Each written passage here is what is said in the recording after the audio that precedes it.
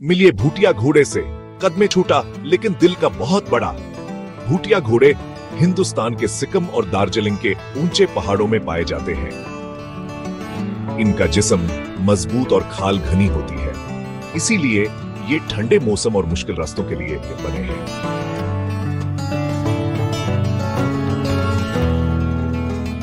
ये घोड़े अपने पुरसकून मजाज, कमाल की ताकत और अपने मालिकों से वफादारी के लिए मशहूर हैं।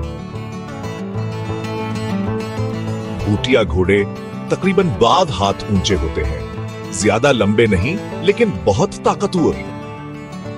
सदियों से इन पर लोगों और सामान को पथरीली पहाड़ियों और तंग रास्तों पर ले जाने के लिए भरोसा किया जाता रहा है।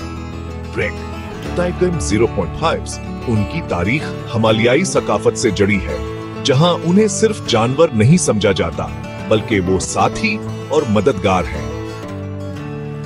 अफसोस की बात है कि आज भूटिया घोड़े नायाब हो चुके हैं, लेकिन इस मनफरद नस्ल को बचाने और इसे सराहने की कोशिशें की जा रही हैं।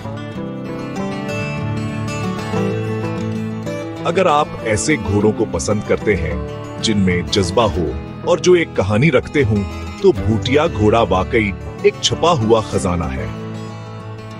तो अगली बार जब आप शानदार पहाड़ी घोड़ों के बारे में सोचें, तो भूटिया को याद रखें, छोटा, ताकतवर और तारीख से भरपूर।